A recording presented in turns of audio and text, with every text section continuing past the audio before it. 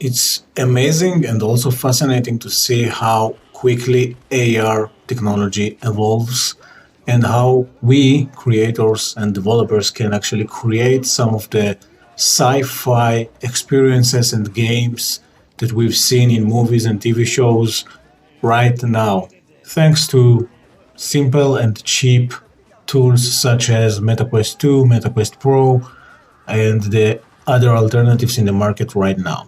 So notice how quickly creators can create some of these AR and mixed reality experiences ever since Meta introduced their AR PassTrhough SDK to the public. I created this demo of AR or mixed reality training session in real environment, and I did it with the ShapesXR UX design tool when they actually implemented this new AR PassTrhough last year. ShapesXR was kind enough to let me, among other 20 designers around the world, to try this alpha version of ShapesXR with AR capabilities.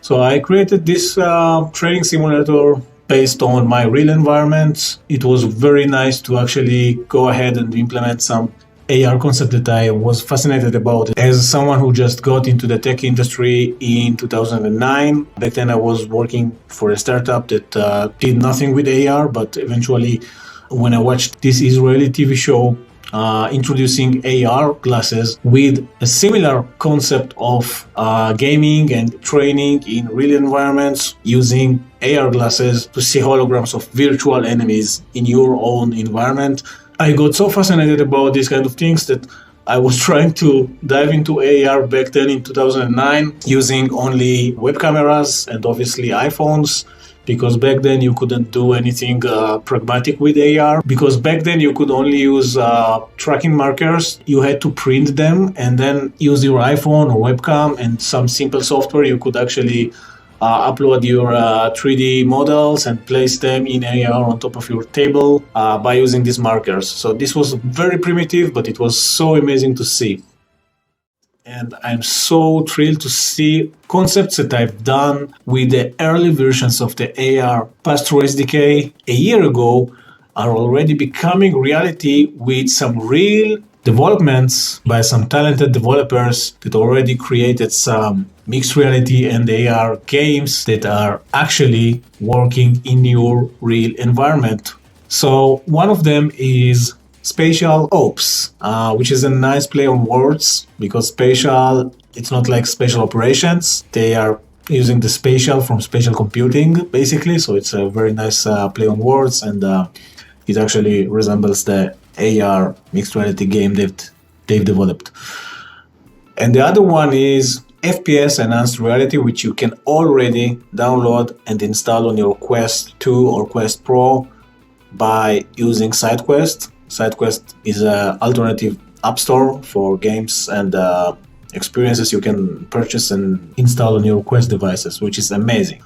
So basically, these two AR or mixed reality games amazed me because a year ago, when Meta introduced their AR PassTrhough SDK, I could only create concepts of this kind of games or experiences, and tools like ShapesXR for VR and AR experiences, and also Gravity Sketch are amazing to me as a creator that wants to test some prototypes and concepts before I develop it myself or even hand it over to developers to actually create this. And if you would ask me a year ago if developers will be able to develop this kind of AR experiences and games before the year is over, I would say that probably not, because eventually it was something new that Meta introduced. But you can see how we creators, developers, designers can already create these futuristic experiences and games without the technological limitations, because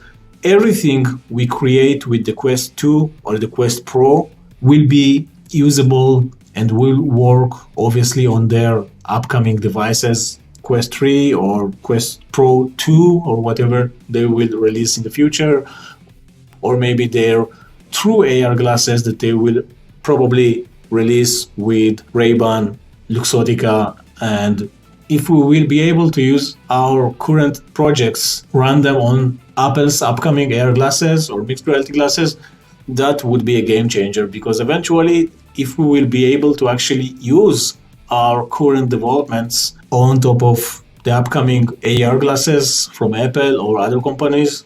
For example, I've heard that Samsung is planning to go into the market because they don't want to stay behind Apple, just like in the mobile game. So this is the new arms race of VR and AR field, and if Apple gets into this one, this will be a game changer in my opinion. Maybe they will try to actually bring back this first Macintosh moment, and preferably the first iPhone moment that changed the industry. It's amazing to see this industry going so fast in the recent year, despite the recession and economical crisis around the world. So as for VR and AR, I truly believe that it's the future, and eventually once these companies will get over the technological issues and solve some of these hardware issues, it will be the future of spatial computing, which is the future and the natural evolution for computers and smartphones. And I'm really excited about it. So let's see what we'll be able to create with the current tools in the upcoming future, and where this XR revolution will be in the coming years. So now is the time to experiment, prototype, conceptualize, and develop your ideas and get into the XR field basically.